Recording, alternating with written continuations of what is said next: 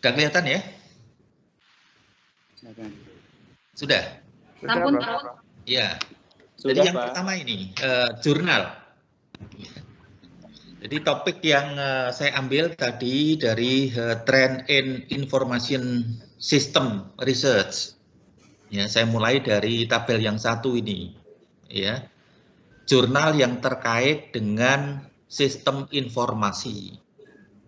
Yang pertama yaitu jurnal Management Information System Quarterly. Ya, itu sudah ada terbitan sampai 41 dengan jumlah artikel 392. Yang kedua, Journal of the Association for Information System. Ini terbitan sampai ke 116 dengan jumlah artikel 276. Kemudian Journal of Management Information System. Jumlah artikel 384. Decision Sciences Journal. Ini ada 104. Ada European Journal of Information System. Ini 402. Information and Management 558. Information System Research 371. Ya. Jadi paling tidak ada sekitar 2.500 artikel yang terkait dengan topik penelitian sistem informasi dari tahun 2004 sampai dengan 2013. Ya. Nah, nanti yang 2013 sampai 2020 itu pada artikel selanjutnya. Nah, yang selanjutnya saya akan menyampaikan ini, ya, riset metodologi tidak usah, ya, yang terkait dengan topik. Topik apa saja yang dilakukan penelitian? Mulai dari, ya, ini urutannya berdasarkan urutan abjad. Big data, business intelligence, business process, cloud computing, customer relationship management, database, decision support system and executive information system, e-government, electronic commerce, business, end user computing, enterprise resource planning, environment of IT, internal maupun eksternal, global information technology, group support system. Ada juga penelitian terkait dengan hardware, health information technology, innovation, internet, inter-organization system. Nah, yang spesifik menggunakan term information system itu mulai nomor 20 sampai 28. Information system design and development, information system education, information system evaluation, information system functional application, implementation, management and planning, research, staffing, usage, adoption. Nah, dua topik terkait dengan IT and culture, IT value, dan lain-lain ini ada knowledge management, media and communication, mobile computing, organizational design, outsourcing and offshoring, project management, security and privacy, social media and social computing, social network, social issues, software and programming language, supply chain management, sustainability, telecommunication and networking, kemudian virtual teams. Nah, baik, selanjutnya dari klasifikasi topik riset ini, sampai dengan tahun 2013, ya. Coba dari 18 peserta ini, ya, topiknya di-match-kan. Ketika topiknya itu sudah di-match-kan, ini masuk ke topik nomor berapa?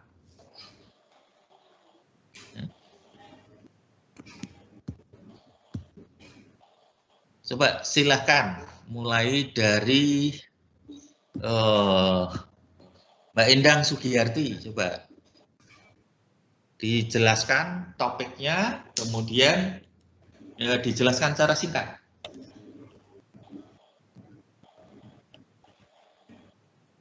Sebentar, Prof. Kan manajemen sekolah.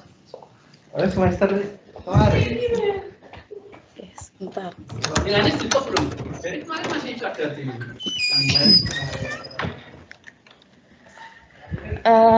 Begini, Prof.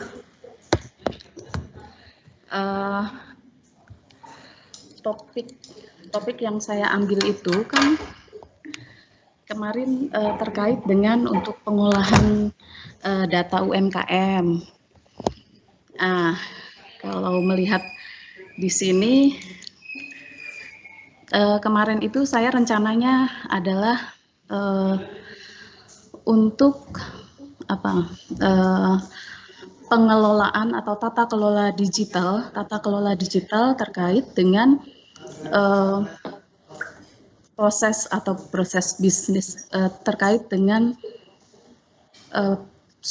produk atau pemasaran yang ada di UMKM atau melihat kinerja UMKM, artinya seberapa baik kinerjanya dilihat dari pemasarannya begitu. Ini saya agak bingung juga ini kalau melihat dari sini klasifikasinya apakah masuk di business intelligence atau di bisnis proses begitu. Ya, baik. Topik yang kemarin anggap saja itu adalah masih pra-proposal, masih ide. Seringkali kita itu mencari ide berdasarkan apa? Persepsi. Betul. Penelitian itu bukan persepsi. Penelitian itu ada dua hal yang dilakukan. Yang pertama, penelitian karena berbasis ada masalah. Ya, masalah sistem informasi, maka itu dilakukan penelitian untuk memberikan kontribusi penyelesaian masalah. Ya. Nah, yang kedua, ada enggak penelitian yang tidak berbasis masalah? Saya tanya. Tidak. Tidak ada. Ada enggak penelitian yang tidak berbasis masalah?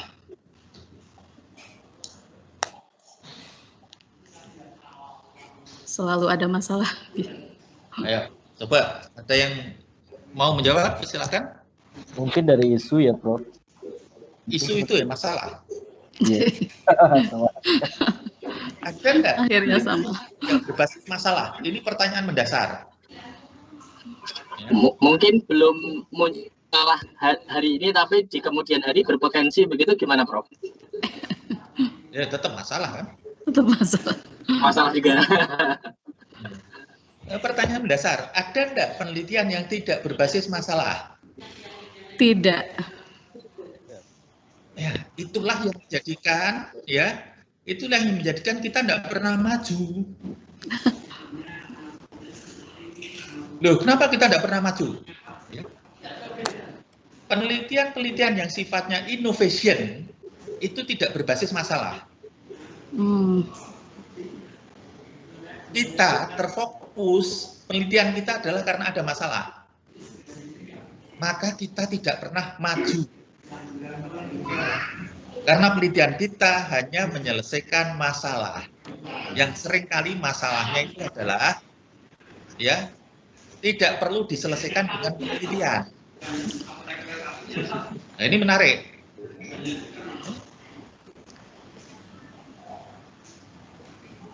Kalau sistem ada, metode ada, teknologi ada, tidak perlu penelitian untuk menyelesaikan masalah. Cukup aplikasi, selesai. Nah, yang berikutnya justru yang membuat yang disebut dengan innovation itu tidak ada masalah. Tidak ada masalah sama sekali. Coba saya tanya yang pertama ini, ya. Pernahkah sebelumnya kita itu menganggap ada masalah ketika tidak ada masa pandemi? Kuliah seperti biasanya. Udah kan? Iya. Teman-teman yang di information system, coba. Kuliah seperti biasanya, kita kuliah, menyiapkan, kemudian tatap muka. Ya. Lantas banyak orang yang membuat satu inovasi. Belum masa pandemi, maka dia membuat satu inovasi sistem untuk, ya, belum untuk pembelajaran sebenarnya, untuk conference jarak jauh, ya, maka muncul banyak, ada Zoom, oke, kemudian ada lagi apa, ya, ada Zoom. Ada MS Teams ini, ya. Macam-macam. Ada Meet, Google Meet, ya. Kemudian juga ada yang mereka itu go to webinar, itu ada. Maka orang mengatakan jangan pakai nama webinar karena ada aplikasi namanya go to webinar, ya. Jadi orang-orang yang justru melakukan satu inovasi, meramalkan keperluan ke depan. Ini yang kita itu lemah. Nah kan? Kita itu puas seringkali hanya karena berbasis masalah, bukan pertanyaan penelitian. Ya nanti kalau kita di metode itu lebih banyak pertanyaan penelitian. Basis kita itu masalah. Sebenarnya masalah itu tidak ada kok. Ya. Kita mencari masalah yang sebenarnya bukan masalah. Apa yang dilakukan? Maka kita tidak maju. Ya begini terus. Ya. Nah, sekarang ada masalah, misalkan. Sekarang kita punya masalah. Ketika kita punya masalah, coba teman-teman yang ini, yang basicnya IT, ada enggak yang sudah mencoba membuat satu aplikasi untuk pembelajaran jarak jauh? Kalau enggak, conference saja lah. Ya. Oke. Ya. Jadi kita enggak mengembangkan. Maka tadi saya beri list bagaimana para peneliti sedunia itu melakukan penelitian dengan topik-topik tren dari information system agar kita tidak ketinggalan. Kalau tidak ya kita tetap ketinggalan terus. Karena kita sudah puas.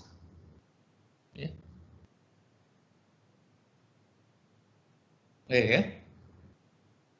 Jadi coba tadi setiap topik itu, kalau topik kemarin yang diajukan itu baru topik hanya digunakan untuk, ya, untuk apa? Untuk wawancara masuk ke program doktor. Belum topik sebenarnya. Karena apa? Itu topik kebanyakan adalah menurut persepsi masing-masing. Bukan kebutuhan pengembangan masa depan. Lulusnya itu 3 tahun ke depan. Ya, ini bukan pengembangan ke depan. Kalau misalkan ada yang menyampaikan, baik saya akan mengembangkan satu bisnis, ya, yang berbasis IT, sistem informasi, ya, web bisnis, maka coba dilihat yang sudah ada. Ya. Saya merujuk ada nama, merek, ada Tokopedia, ada Sophie, ya. Begitu mudahnya mereka membuat satu platform. Bahkan untuk orang yang berpendidikan biasa saja, ya, nggak usah belajar banyak, itu langsung bisa menggunakan. Nah pertanyaannya, ya kan itu, apakah yang S3 juga akan meneliti ke sana? Akan membuat itu? Ya kan? Bukan itu. Maka sejak awal saya sampaikan itu bahwa untuk perkuliahan ini harus tahu topik, ya, topik global yang dilakukan. Sekarang itu kita bicara masa global, ya. Kalau kita bicara era global, era industri 4.0, ya kita harus mengetahui dari topik-topik yang diperlukan untuk pengembangan. Jadi kita bicaranya itu pengembangan. Ya. Pengembangan untuk industri 4.0. Apa yang akan kita lakukan? Ya. Ya. Jadi jangan dipercaya dulu bahwa pemikiran yang kemarin itu merupakan topik riset yang akan dilakukan, bukan. Ya. Ya. Itu anggap saja itu pijakan aja lah. Ya, boleh dikatakan ya baru persepsi. Persepsi itu dari mana? Karena kita mempersepsikan bahwa ada satu masalah yang belum tentu ada masalah. Sambil contoh pada kelas batch yang lalu, itu ingin mengatakan, Prof, saya akan melakukan riset yang terkait dengan sistem informasi untuk kondisi operasi di industri, di pabrik. Parameter-parameter seperti suhu, tekanan yang nanti digunakan untuk decision support system. Maka pertanyaan saya satu, pernah enggak ke industri? Belum. Nah, kalau belum itu bagaimana kita bisa memikirkan bahwa ada masalah di situ? Ya? Berarti itu enggak ada masalah. Nah, kita hanya melihat seolah-olah ada masalah.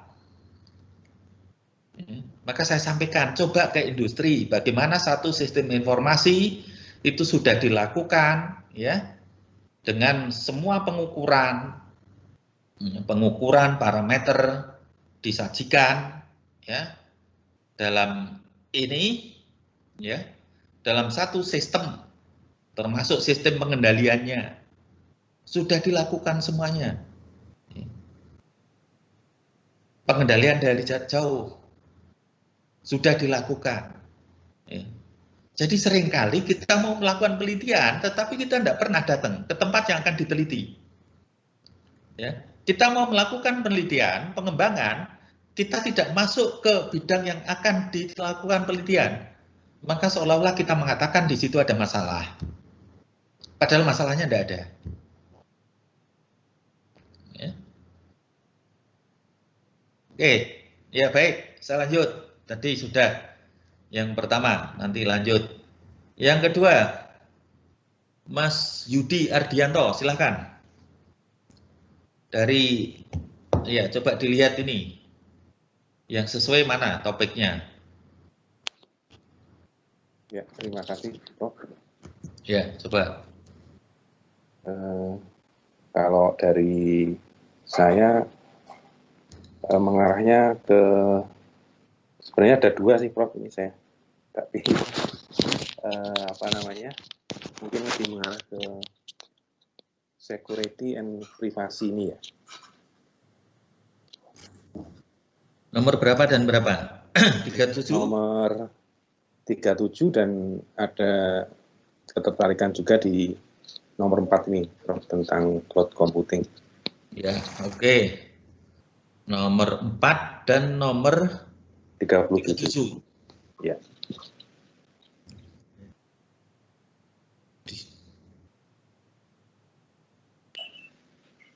Aplikasinya di mana nanti? Lebih ke kalau ya poin nomor 4 ini lebih ke arah ke pemodelan ya Prof ya. Kalau yang sudah saya sedikit pelajari tentang pemodelan.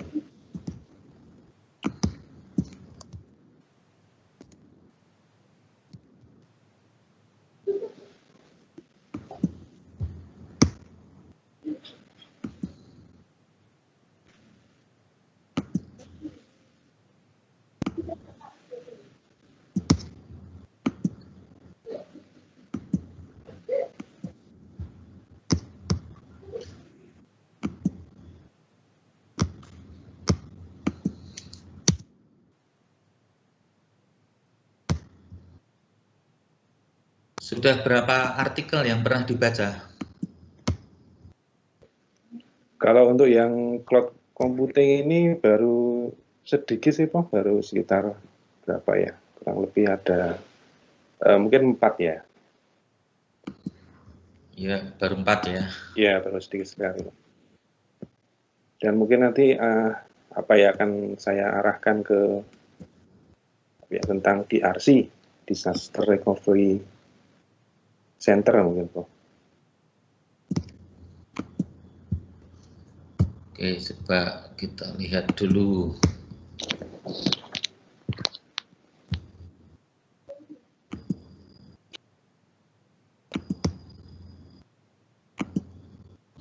Connect ke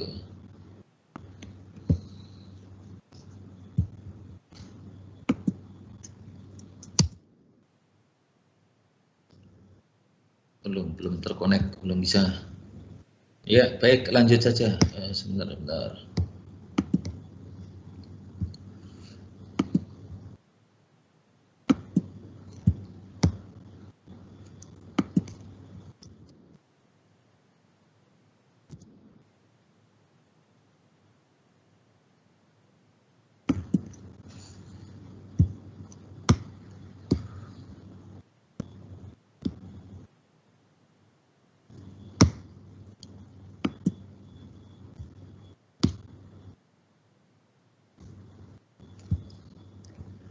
Ya, coba ini ya.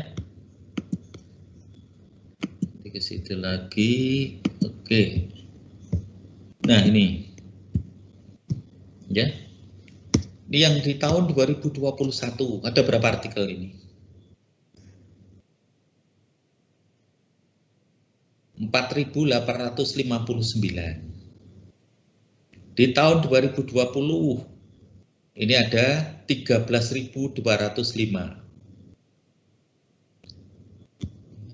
Ini yang di tahun 2020 dan 2001. Ya, tadi security analysis, cloud computing ini diantaranya. Security analysis, performance evaluation of a new lightweight cryptographic algorithm. Ya. For cloud computing environment. Ini tahun ini baru terbit Januari 2021. Ya. Ini saya carikan yang open access saja. Ini data security, a new lightweight cryptographic algorithm for enhancing data security in cloud computing. Ya. Udah banyak kan? Ya. Nah, ini tahun 2021. Jadi artinya apa? Ya, kalau kita hanya berpersepsi ingin melakukan penelitian tentang topik-topik yang terkait tanpa kita membaca, ya minggu lalu di kuliah perdana kan saya sampaikan, ya paling tidak tiap hari itu membaca 1 artikel. Satu artikel sehingga kita tahu, ya, tahu perkembangan semua yang ada ya di negara lain dari berbagai peneliti yang sudah ada. Oh ini banyak ini. Ya.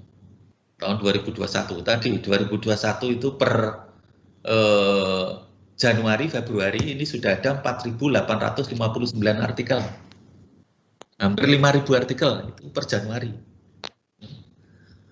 Jadi rata-rata tahun 2020 itu 13.200, nanti tinggal dikelompokkan, ya, kelompokkan terkait dengan topik yang akan diambil.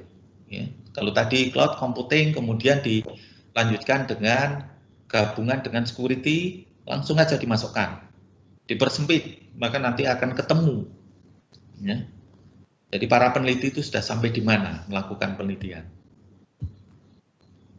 Oke, baik. Saya lanjutkan lagi tadi, kembali lagi ke yang topik tadi, yang ini, ya. Baik, lanjut. Mas Aman Budi Manduro, silahkan. Apa topik yang terkait? Saya topik yang terkait fokus di big data, Prof. Sejauh ini sih udah baca sekitar 7 artikel ya. Nah, untuk sebenarnya sih untuk saya untuk analisa ada 2 sih, kalau nggak untuk analisa disharmoni peraturan perundangan itu di Kumham, atau untuk analisa ini, Prof, apa namanya, overkapasitas narapidana misalnya, untuk data-data itu sih sebenarnya. Iya. Itu, Prof. Overkapasitas narapidana, ya saya tidak terlalu melihat bahwa itu menjadi suatu topik yang memberikan ini ya kontribusi yang banyak. Siap. Ya. Kenapa? Karena tanpa menggunakan big data pun itu tidak bisa dilakukan. Manually itu masih bisa dilakukan itu. Tetapi yang terkait dengan peraturan, silahkan. Siap. Oke, Prof. Peraturan itu dengan catatan memang kalau sekarang itu semuanya sudah diunggah online di hukumonline.com.org itu ada. Yeah. Kemudian dari Setkap itu juga ada. Ya, itu menarik itu nanti. Siap. Menarik karena akan memberikan satu masukan sebenarnya penselarasan antar peraturan satu dengan yang lainnya. Ya. Ini kan yang sudah dilakukan pada saat pembahasan Undang-Undang Cipta Kerja itu kan. Jadi antara satu pasal dengan pasal yang lain, satu undang-undang dengan undang-undang yang lain, memudahkan untuk mencari ada ndak ya beberapa pasal yang disharmoni satu dengan yang lain gitu ya. Ya, itu siap. sangat diperlukan, dan nanti juga tidak hanya digunakan di aspek hukum, aspek peraturan ya, tetapi kalau yang terkait dengan tadi yang disampaikan ya, kalau kapasitas itu tidak banyak ya. Kapasitas terlalu banyak. Ya kan? Iya, siap. Tapi kalau big data yang terkait dengan apa misalkan ya, big data yang terkait dengan tadi yang menarik Bu pertama tadi siapa, Bu Endang ya? Yang data UMKM banyak yang kemarin nanya data UMKM Kota Semarang, ya untuk apa kalau Kota Semarang itu? Ya. Jawa Tengah aja kan. Jawa Tengah profilnya nanti bisa ketemu profil apa UMKM di Jawa Tengah itu. Ya. Sehingga betul-betul data yang diambil nanti adalah dari semua kabupaten yang ada di Jawa Tengah kalau membuat satu profil. Ya, kalau Kota Semarang tidak terlalu. Ya, baik. Mas Guru silakan. Apa yang terkait? Ya, nah ini saya mirip dengan Bu Endang tadi ya tentang UMKM juga. Nah, kalau saya ini di sini tentang bisnis intelijen. Jadi intinya di dalam topik saya ini bagaimana UMKM itu nanti diprofilkan berdasarkan metric space. Jadi di manajemen strategik itu ada yang namanya metric space, nanti akan menjadikan 4 kuadran. Jadi bahwa nanti UMKM itu ada di salah satu 4 kuadran itu. Nah, kemudian kenapa disebut di dalam bisnis intelijen? Karena nanti data-data ini juga nanti diambil dari UMKM. Nah, ini tadi yang disarankan oleh Prof tadi kan sebaiknya Jawa Tengah. Nah, ini nanti akan saya buat dalam cakupan Jawa Tengah itu bisa, Prof. Jadi strategic position itu nanti akan memetakan bahwa UMKM ini selama ini misalnya di Jawa Tengah ini ada di posisi yang mana gitu ya, ada 4 kuadran di situ. Nah, ini nanti kalau riset yang kemudian itu nanti bisa digunakan sebagai bahan penentu kebijakan dari Pemprov, gitu Prof, kira-kira. Iya, itu memang nanti digunakan oleh Pemprov atau hanya pemikiran kita bahwa Pemprov itu perlu? Ini dugaan saya akan berguna karena saya membaca dari beberapa jurnal yang berkaitan dengan strategic position, terus kemudian dengan yang berkaitan dengan business intelligence. Penelitian tentang metric space ini yang pendekatan yang saya gunakan ini, metric space ini memang sangat jarang sekali, apalagi nanti di dalam topik saya ini saya nanti akan menggunakan pengolahannya menggunakan rapid miner seperti itu Prof.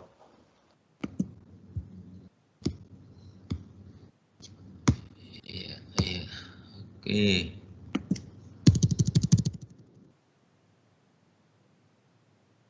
Ya.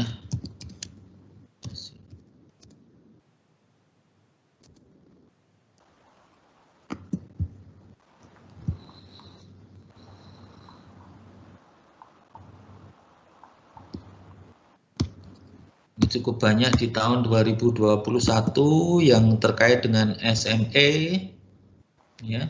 Yeah. Ya, ini diantara yang tahun 2020 ini kan ada small medium enterprise, ya. Ini coba ini ya. Oke. Terus kalian tanya ya Prof, tadi kan Prof mengatakan tidak selalu berbasis problem. Jadi apakah benar itu misalnya berbasis fenomena itu juga bisa ya Prof ya? Ya, tidak berbasis problem. Bagi UMKM. Berarti fenomena ya, apa bisa gitu ya, termasuk itu adalah fenomena begitu ya? Iya, bagi UMKM itu tidak problem. Satu, mungkin bagi pengambil kebijakan itu juga tidak problem.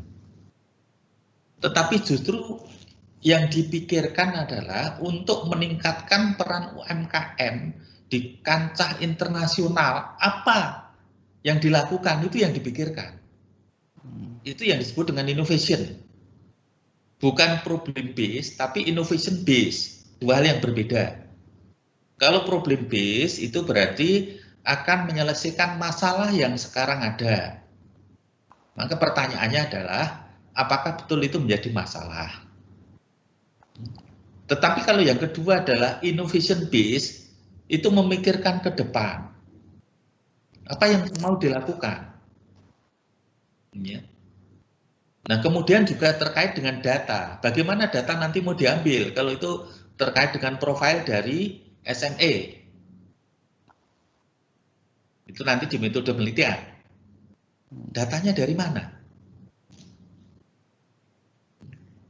Apakah data sekunder yang dari kabupaten kota atau memang data yang langsung data primer yang mau diambil? Yang berikutnya, apakah data yang digunakan untuk inovasi ke depan itu tersedia atau belum?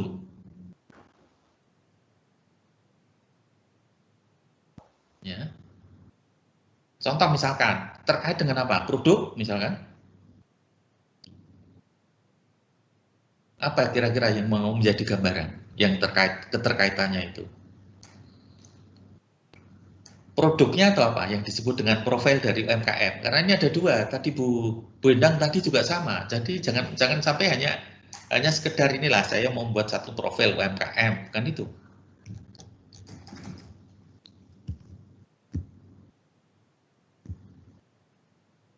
Monggo silahkan. Apa yang mau di... Ya, kalau UMKM itu kan ada klaster-klasternya, Prof. Ya. Jadi ada klaster batik misalnya, kemudian ada klaster pengrajin kayu. Nah, itu kan seperti itu.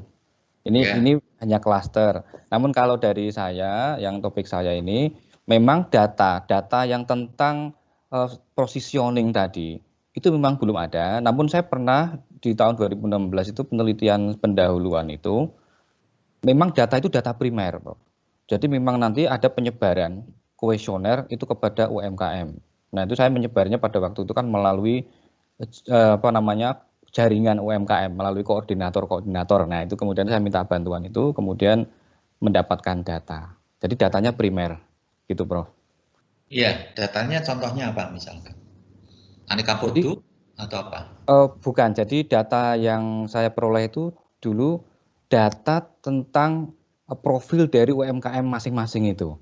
Jadi misalnya dia menilai produknya sendiri, jadi data itu kan nanti yang mengisi harus ownernya langsung ya, jadi langsung dari ownernya UMKM, dia membaca, terus kemudian dia tinggal nanti ada kuesionernya gitu ya, memilih misalnya produknya ini menurut dia, itu dia ada di skala 3 dari 5 misalnya seperti itu. Gitu, Bro. Ya boleh. tapi coba ini ya, itu kan tahun 2016. Ini sudah tahun 2021. Ya, kemajuannya itu, pergeserannya itu sudah banyak. Ya. 2016 banyak yang UMKM tetap melakukan kegiatan secara klasikal.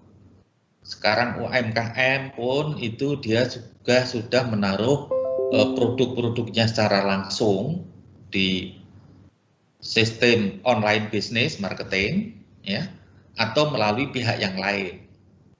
Nah, ini tentu akan berbeda. Ya. Ini ada banyak ini ya. Sudah bisa kelihatan kan ini? Sudah, Bro. Iya.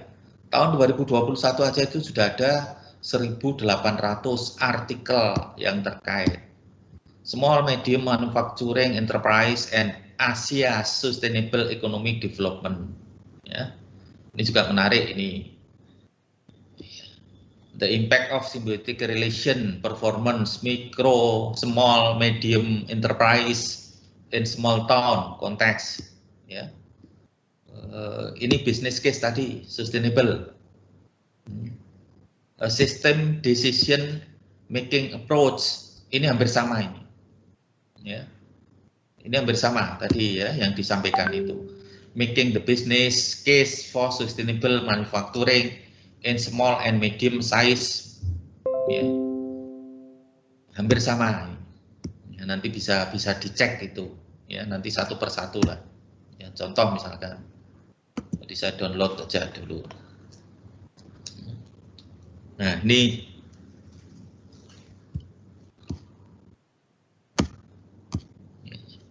jadi ini menarik.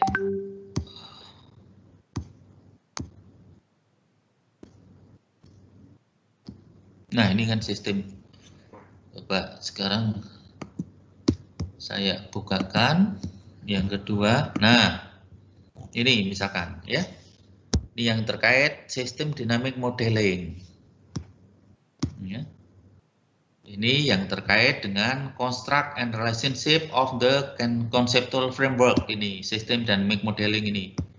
Ada manufacturing system, organization level, sustainable manufacturing system, behavior tadi. Ya.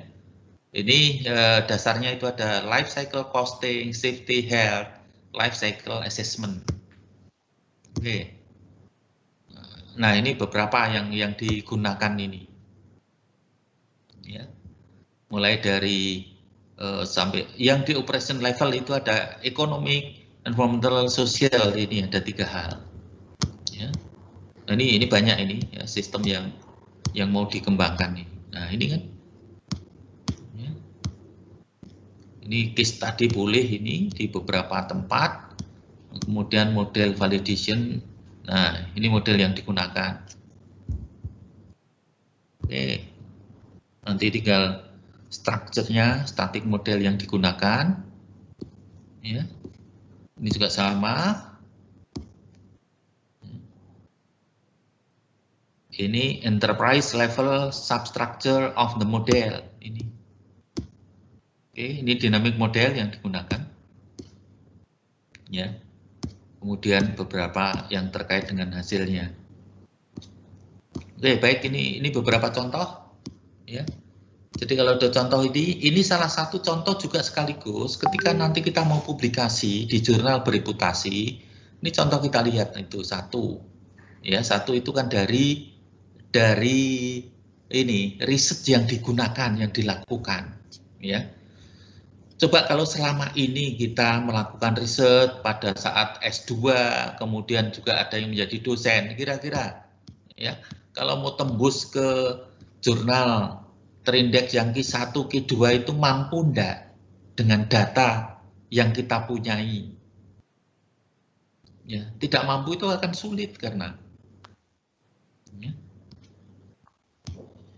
Oke ya, ini salah satu contoh yang digunakan, termasuk juga, nah yang termasuk ini ada juga referensi yang digunakan. Referensi tentunya terbaru semuanya, 2017, 2019, yang udah 2006 lah, itu masih sedikit ya, 20 tahun itu. Kita lihat ini semuanya. Berapa referensi yang digunakan? Paling tidak 25 ke atas. Dan itu juga, ini referensi yang digunakan, itu juga yang bereputasi. Ya. Oke, baik, nanti dilakukan juga ya dengan Bu Endang tadi, ya, apa yang mau digunakan itu. Jadi paling tidak 2 ya dengan Bu Endang nanti bersama-sama, ya, supaya jelas itu arahnya kemana.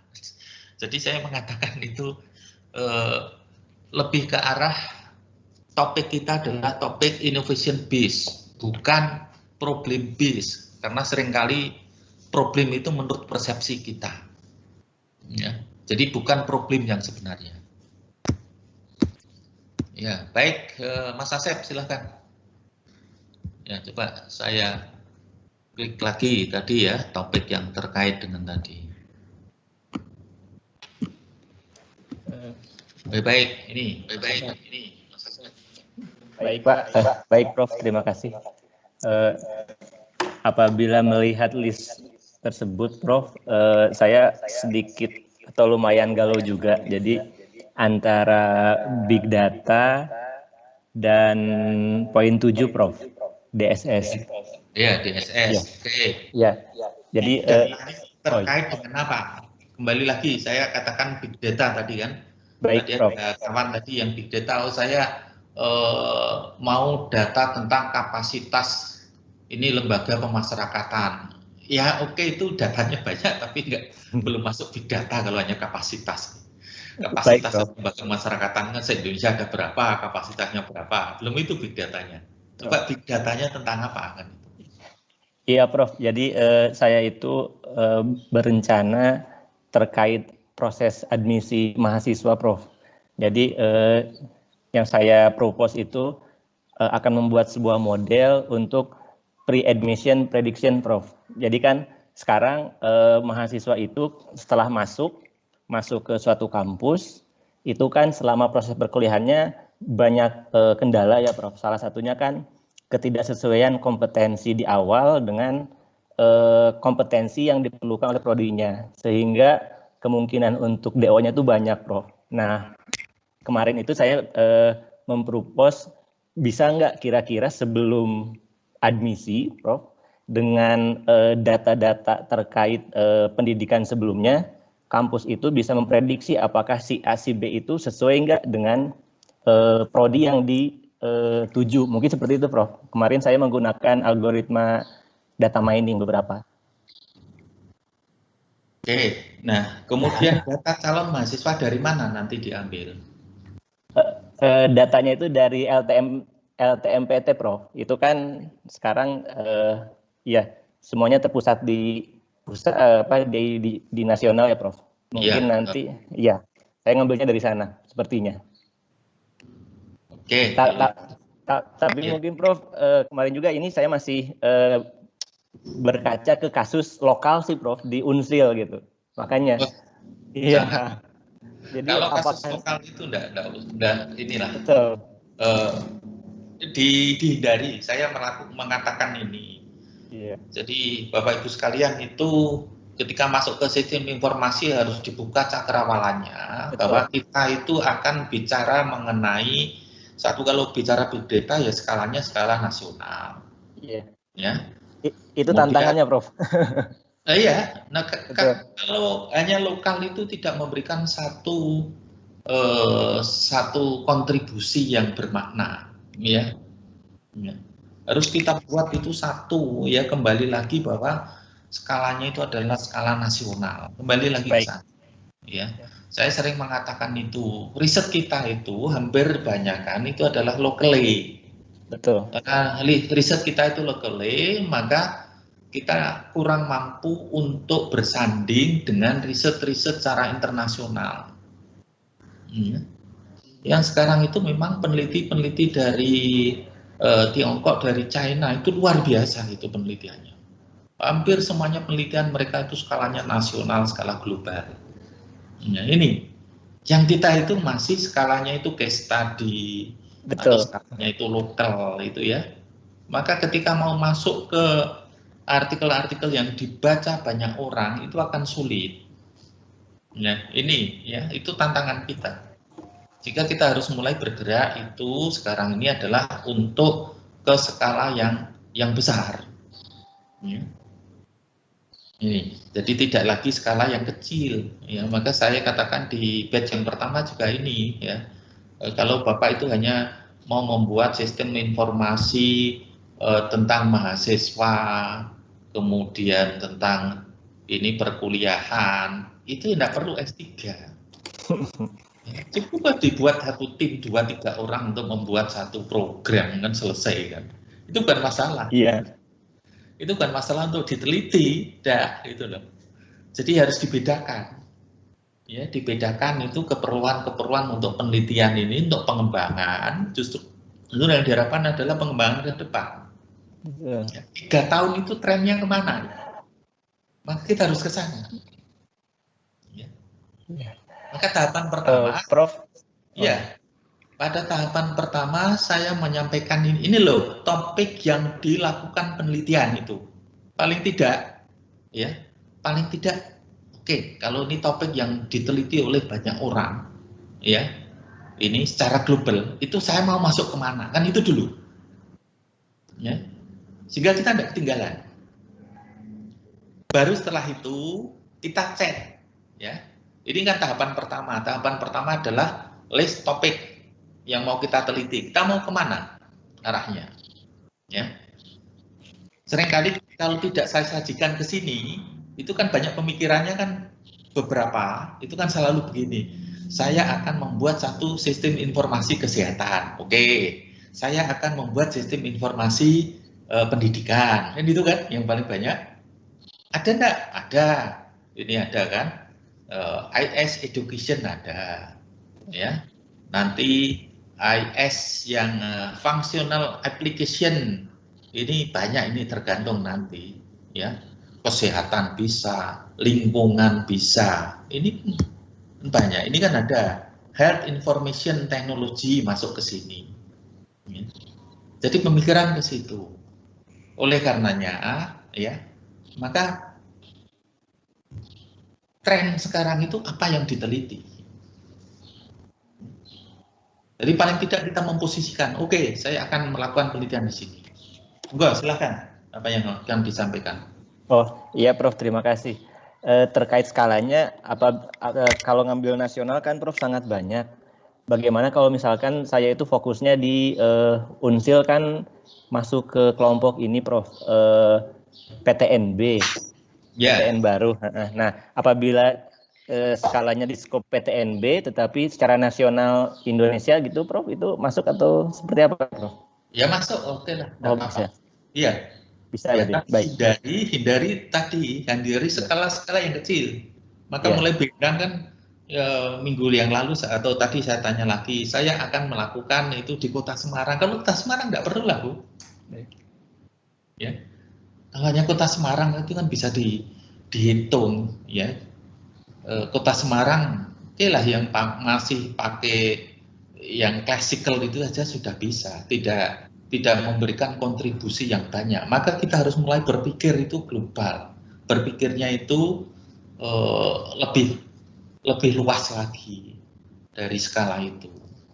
Ya, baik. Cukup. Terima kasih, Prof. Saya lanjut sekarang. Tadi Mas Yudi sudah ya, Mas Guru tadi sudah, Mas Asep, Bu Sri Handayani sudah belum tadi?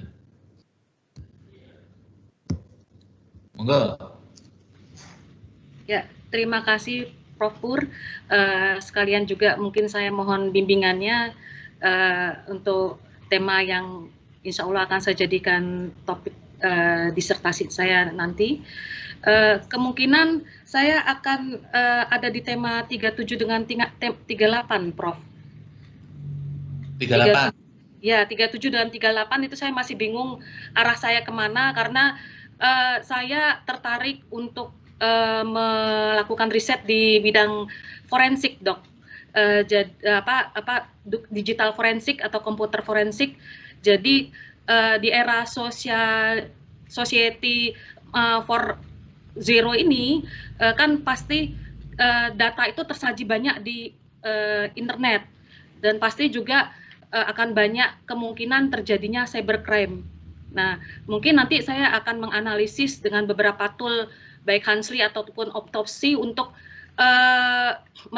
mendapatkan fakta atau mencari jejak terhadap beberapa kasus yang mungkin tren pada saat ini di cybercrime, Prof. Jadi saya mohon arahan, mohon masukan apakah saya masuk ke 37 atau 38 di tema riset saya nanti, Prof. Matur suwun, Prof. Iya, ya tergantung nanti di batch 1 kalau tidak salah itu juga ada yang mau ke situ. Ya, di batch 1. Nah, artinya apa? Kalau topiknya itu sama, kemudian apa yang dilakukan pola pemikirannya sama, ya bisa riset bersamaan, itu bisa. Oh gitu, Prof. Ya, atau yang kedua adalah justru yang ke-38, sosial media. Ya. Sosial media tidak di bidang security-nya, tapi di bidang tren misalkan. Ya.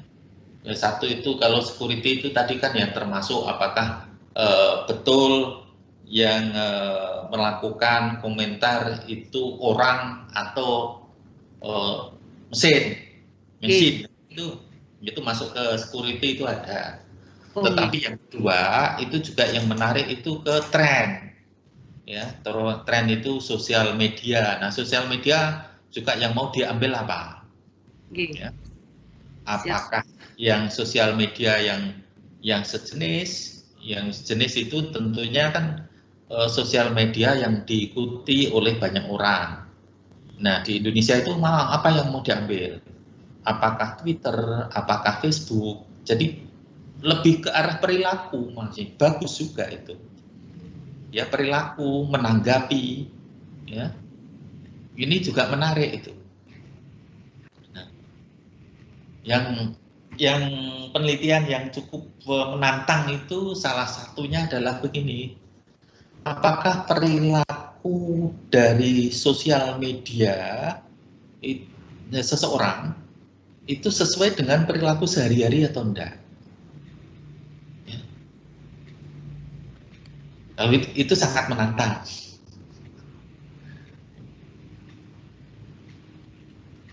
Nah, tren-tren itu juga, kenapa orang Indonesia sekarang itu over proud itu ya. Jadi itu sama dengan yang disoroti sekarang itu kan 3 atau 4 negara kan. Indonesia, Filipina, India, kemudian Brasil. Ya kan? Ini perilaku di sosial media. Tergantung nanti kalangan yang mau diambil yang mana, apakah Twitter ataukah yang sekarang ini Twitter, Instagram, ya, atau di YouTube. Silahkan itu menarik. Ya. Jadi perilaku dari ini sosial media, ya, di sosial media itu sangat menarik. Jadi kalau mau 37 atau 38, 38 juga memberikan satu gambaran itu nanti yang kaitan berikutnya ya kaitan edukasi nanti. Ya. Monggo nanti dilihat ya, di kuliah berikutnya nanti kita akan membahas satu persatu itu. Oke, terima kasih Prof. Ya, Mas Ari sudah kemarin ya. Silakan, tidak apa-apa. Di sini itu kan 9, nanti 9, 18 pas. Enggak, Mas Ari yang dari. Iya, Prof. Terima kasih, Prof. Jadi trennya kalau topik saya ini ke sosial media, Prof. Ya. Jadi antara nomor 2 sebenarnya data analitiknya dengan sosial media dan sosial computingnya ini di sini. Jadi terkait dengan ujaran kebencian atau sebenarnya lebih banyak juga di hoax dan sebagainya. Nah, jadi saat ini kalau kita lihat di trennya sosial media itu kan banyak tweet-tweet yang banyak mengarah ke suatu statement ya yang bahasanya itu lebih provokatif ataupun lebih menyerang ya ke suatu baik komunitas ataupun individu sendiri. Nah, jadi kalau saya nanti lebih untuk mengidentifikasi ya serta mengklasifikasikan oknum, mungkin bisa juga bukan cuma sekedar oknum ya, karena nanti identifikasinya gini, Prof. Kalau misalnya saya sudah baca juga ada beberapa jurnal yang terkait dengan hate speech gitu ya di sosial media, mereka melakukan visualisasi ya. Untuk detection dari setiap tweet yang mereka posting di sosial media mereka gitu dengan menggunakan ada plugin ya, dari browser yang kemudian akan mendeteksi tulisan itu tuh berupa berupa suatu ujaran kebencian atau bukan gitu. Ini mungkin bisa juga dijadikan sebagai warning gitu untuk setiap pengguna sosial media. Ketika dia akan memposting sesuatu gitu, dia akan mengidentifikasi apakah yang akan dipostingnya ini merupakan suatu bentuk pelanggaran seperti itu. Mungkin seperti itu, Bro. Ya, menarik, cukup menarik itu. Hanya statement yang terakhir itu yang agak sulit untuk di judgement itu ya. Kalau saya itu mau menulis ini kira-kira melanggar atau tidak. Padahal kan belum menulis kan. Ya, jadi gini, Prof. Maaf, Prof. Saya motong lagi. Ini kan kasusnya mungkin lebih ke beberapa bahasa daerah Indonesia ini kan banyak sekali bahasa daerah, Prof. Ya, kayak di Sumatera Selatan ini aja udah banyak sekali tuh, ada beberapa bahasa daerah di setiap daerah di kabupaten itu punya logat atau bahasa sendiri-sendiri gitu. Nah, jadi tantangannya sebenarnya lebih ke bagaimana untuk mengenali bahasa-bahasa daerah ini. Seperti itu, Prof. Bukan cuma berbahasa Indonesia, karena kalau saya lihat penelitian yang berbahasa Indonesia itu sudah ada, Prof. Ya, untuk mengidentifikasi ujaran kebencian berbahasa Indonesia. Mungkin lebih ke bahasa daerahnya, gitu. Ya. Ya, silakan itu. Nanti, tapi coba dicari berbagai artikel yang ada ya. Iya, Prof. Saya sudah coba browsing-browsing untuk review artikel. Review artikel, kemudian ujaran kebenciannya itu di mana? Kalau di Twitter saya kira enggak. Kalau Twitter itu penggunanya jarang yang pakai bahasa daerah itu ya. Iya, enggak. Ada, Prof. Bahasa Jawa banyak, Prof, di situ. Tapi enggak ini ya, lebih wise gitu daripada ini. Yang lain itu.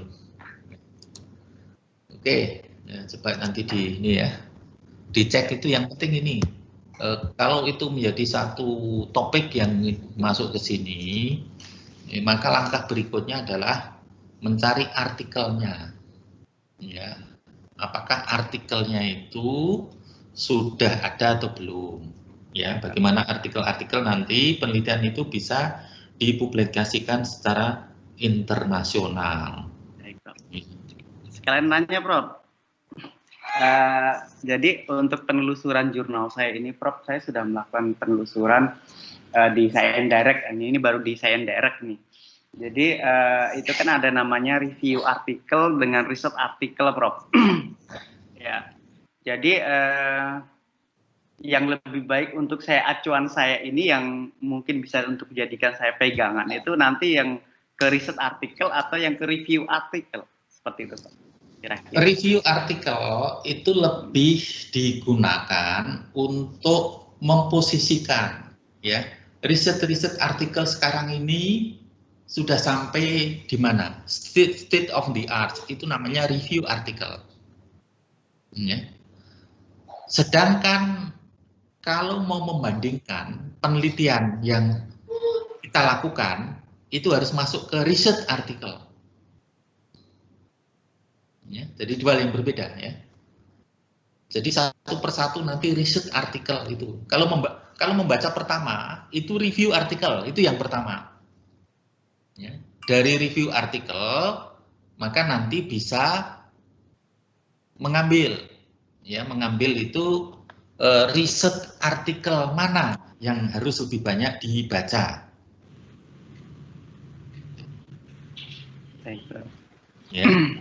Jadi itu antara bedanya ini ya, antara bedanya research artikel maupun review artikel.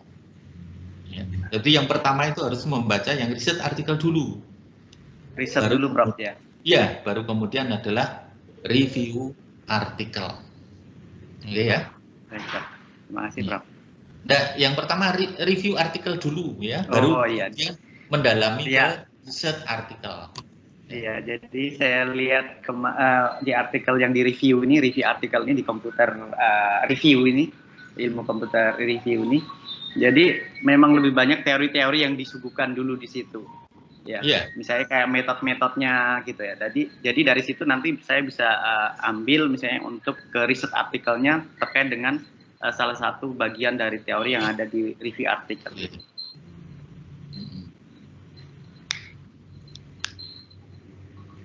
Iya. Ya, baik. Ya, terima kasih, Prof. Iya. Baik, selanjutnya. Ini sudah Mas Aman. Oke. Silakan. Mas Aman Budi Manduro.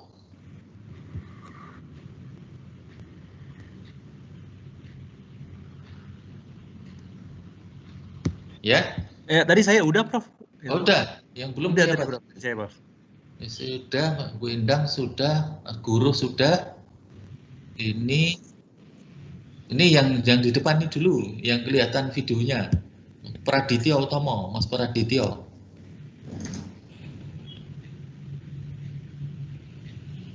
Siap, Prof. Saya berencana mau ke arah yang itu, Prof.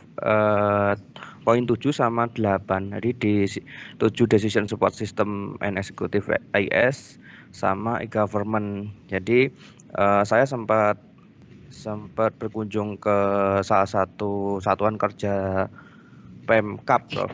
Pemkap itu di inspektorat. Nah itu saya sempat bertanya langsung gitu. Ada nggak satu problem terkait pendukung keputusan? Saya langsung kayak gitu, Prof. Iya.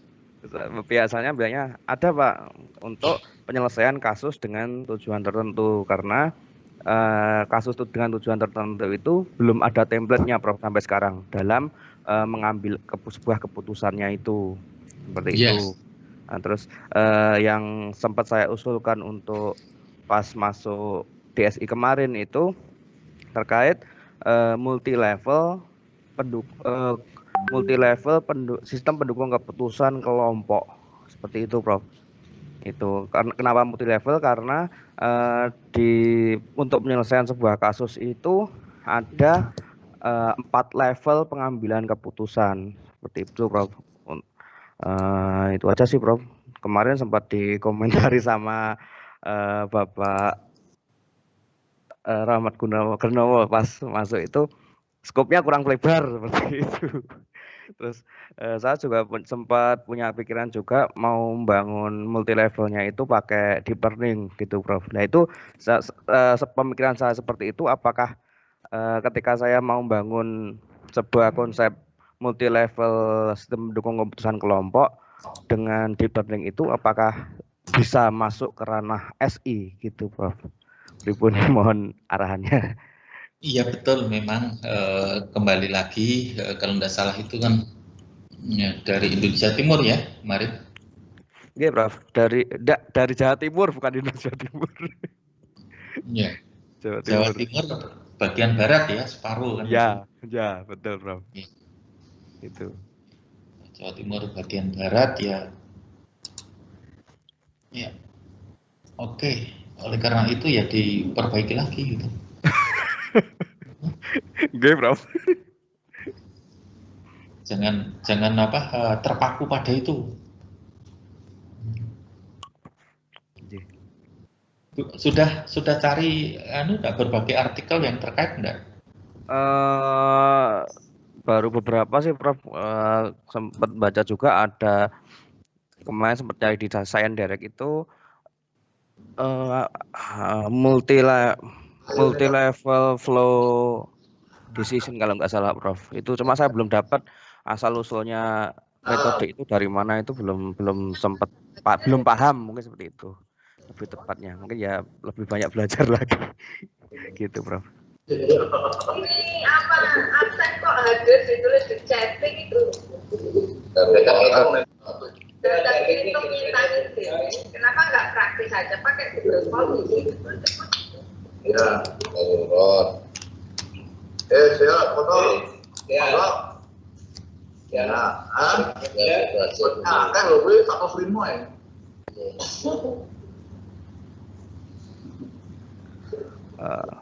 Prof, mohon izin bertanya juga. Jadi misalkan kalau saya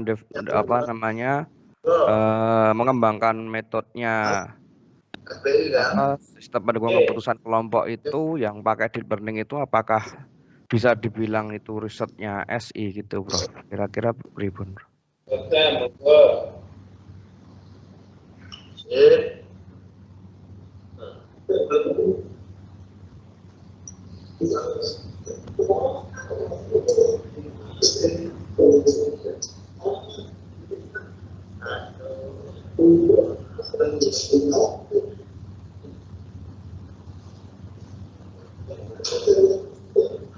Sing kameranya ora iso saya ya.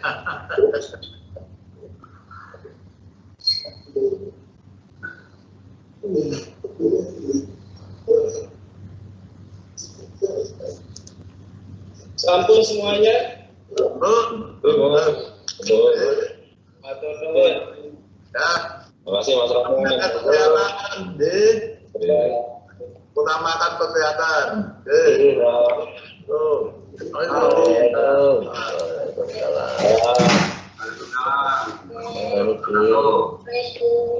Waalaikumsalam warahmatullahi wabarakatuh. Mbak. Ampun, nggih Prof. Nggih, matur nuwun. Oh, pembukaan. Sukses Prof. Mudah-mudahan lancar. Amin. Amin.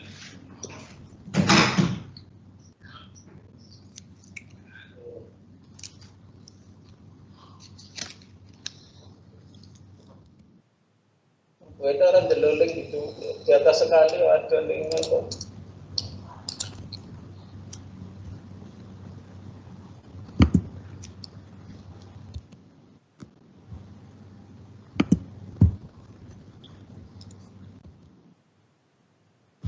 Ya, tadi saya ada ulang sebentar tadi. Ya, dipertimbangkan lagi yang topik itu ya. Iya, yeah, Prof. Kalau menurut saya ini ya tergantung dari pandangan kita ya. Apakah IS itu harus dibarengi dengan satu aplikasi Kan selalu itu. Di kita di Indonesia itu selalu itu. Tapi di berbagai negara itu tidak. Ya, information system, dokter sistem informasi itu bisa penelitiannya bisa kualitatif, bisa penelitiannya kuantitatif. Jadi apa yang disampaikan Mas Pradityo tadi itu juga bisa penelitian kualitatif langsung ke ini ya, pemeriksaan di Jawa Timur bagian barat itu ya, dari semuanya itu nanti dilakukan penelitian semuanya ya. Ini menantu saya itu juga mengambil doktor sistem informasi di University of South Wales, UNSW, ya.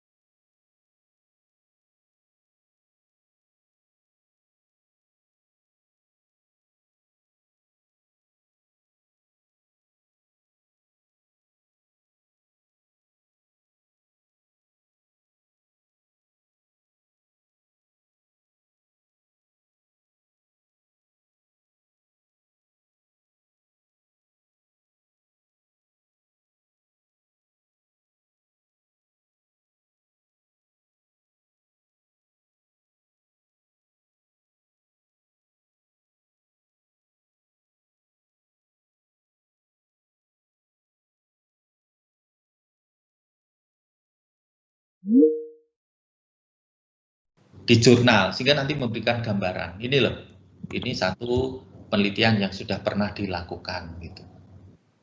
Oke. Siap, Prof. Oke, baik. Ya, tapi jangan berkutat di situ terus ya. Ya, berkutatnya di situ ya. Kalau besok jangan itu lagi, besok harus sudah bicara. Ini loh artikel yang sudah saya bacakan itu. Oke, Prof. Iya, kalau enggak ya nggak bisa.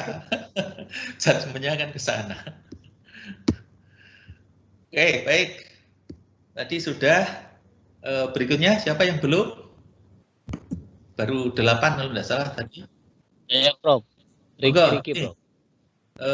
Mas Dede, silakan. Ya. Ini coba dari topik itu yang sudah ada di sini, di nomor berapa? Ya.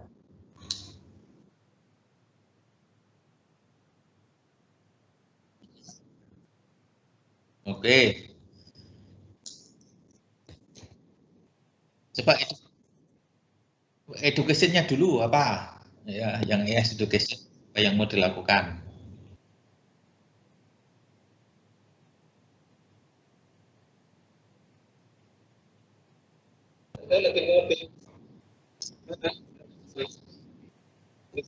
Jalan itu.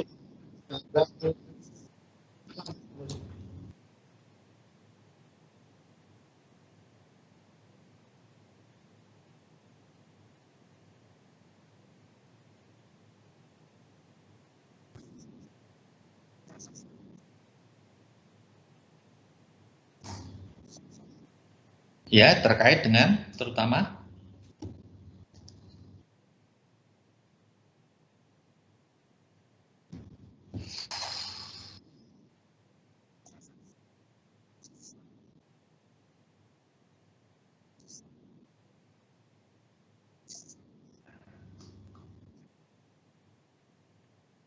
oke. Yang kedua, yang tadi satunya yang project management.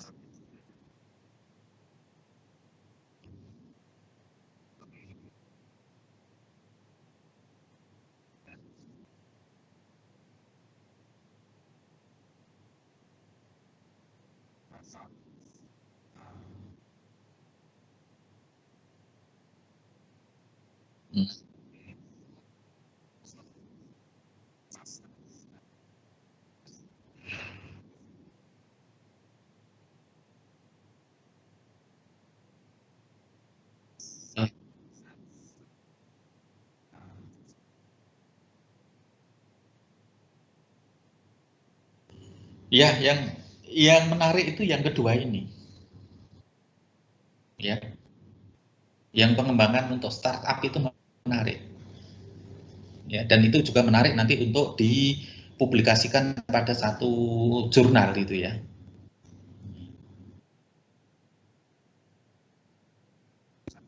Loh, justru itu. Loh, literaturnya itu kan memang ada di ini, di artikel literatur itu. Ya. Ya harus ada satu tantangan itu kalau yang biasa-biasa saja itu kan tidak menantang. Kalau tidak menantang itu ya banyak orang. Ya jangan sampai ini saya sudah melakukan untuk topik S3, tapi ternyata juga yang S2 banyak melakukan. Ya kan?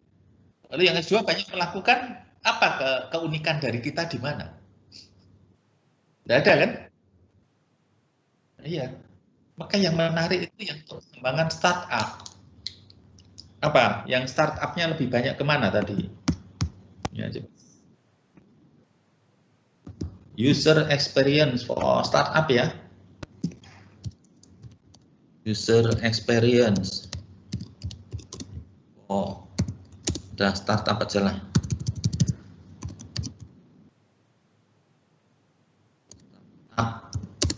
Enterprise.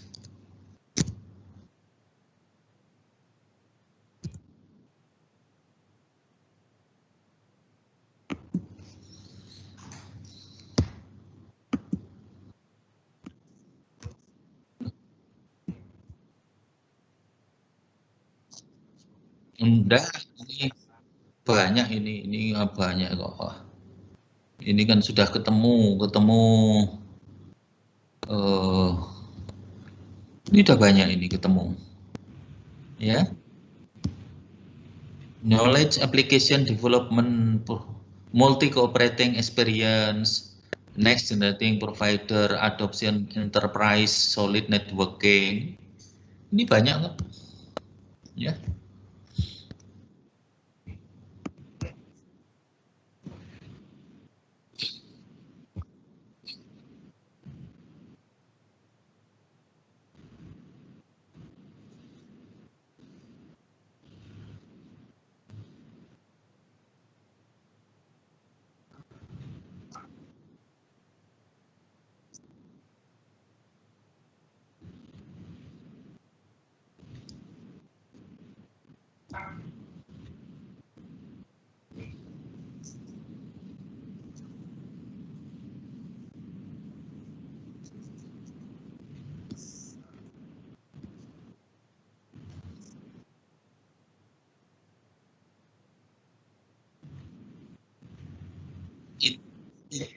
Ya, itulah yang nanti diilmiahkan.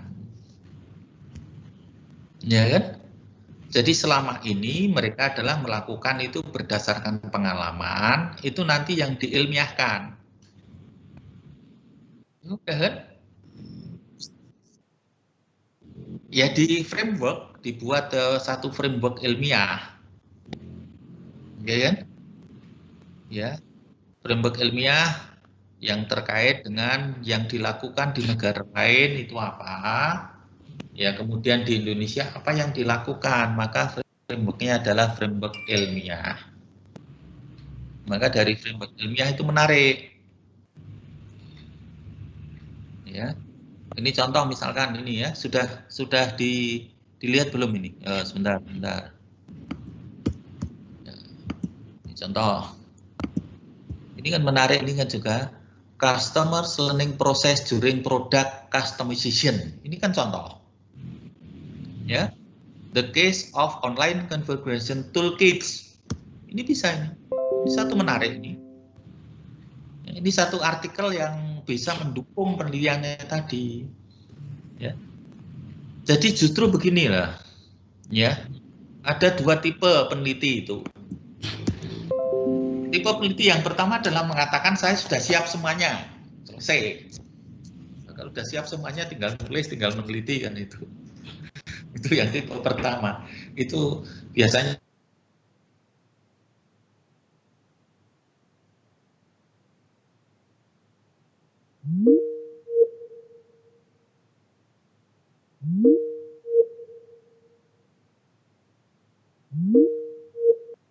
ada kan nggak pernah ditulis. Ya, di pertemuan yang lalu kan saya sudah mengatakan kalau sudah pernah kan nggak perlu diteliti. Udah kan? Ya kalau nggak sulit nggak perlu S3, cukup serahkan Mas S2. Ya, yang sulit-sulit S3. Nah itu S3 ya perlu penelitian, baca artikel, membuat satu formulasi baru, metode baru, temuan baru, itulah S3. Jadi Bapak Ibu sekalian pahami sekarang itu. Jadi kalau yang sulit tantangannya itulah tantangan itu yang harus diselesaikan. Maka saya katakan tadi, tantangan itu diselesaikan. Ya. Ya. Coba Bapak Ibu sekalian, saya akan cerita yang menarik ketika saya S3. Kemarin saya sudah cerita itu. Cerita yang kedua apa coba? Ya. Saya lulus itu kan tahun 85. Ya. Bayangkan tahun 80, 85 sudah pada lahir belum? Sudah ya sebagian ya. Ya. Saya belum ya. 80, 85 itu tidak ada komputer, itu tidak ada.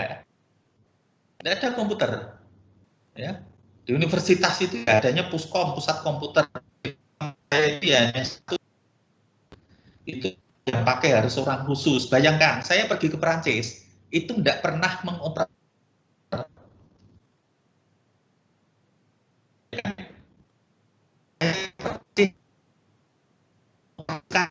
komputer.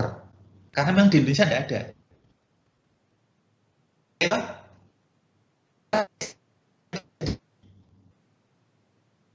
Mau tanya teman malu. Mosok dari universitas terkenal kok nggak bisa mengoperasikan. Mau tanya teman negara, orang Indonesia itu kayak keterbelakang sekali, komputer itu nggak bisa mengoperasikan. Dah, apa yang saya lakukan coba?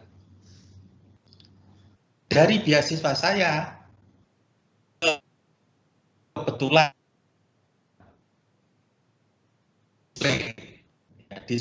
nanti kalau sudah ada yang baru dulu itu ya AT ya, AT-nya kemudian baru Pentium itu masih XT, itu belum AT.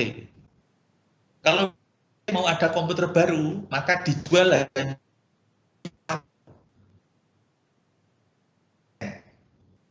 itulah saya beasiswa komputer saya bawa ke tempat ya, ke apartemen Itu yang ada, ya. Apa yang saya lakukan? Tanya orang, tidak mungkin. Siapa yang ditanya? Tidak ada. Apa yang saya lakukan? Ya itu apa? Buku pegangan kan ada, manualnya kan ada. Maka mulai dari manual itu saya lakukan ini, ya, mulai hard disk, kemudian layar, keyboard, ada mouse, saya rangkai sendiri dulu semuanya. On kan, oh nyala kan itu. Lah nyala mau diapakan coba? Orang tidak pernah menggunakan komputer mau apapun, baca lagi, ya, masukkan disket sistem, masukkan, oh sudah, oh disket sistem bisa.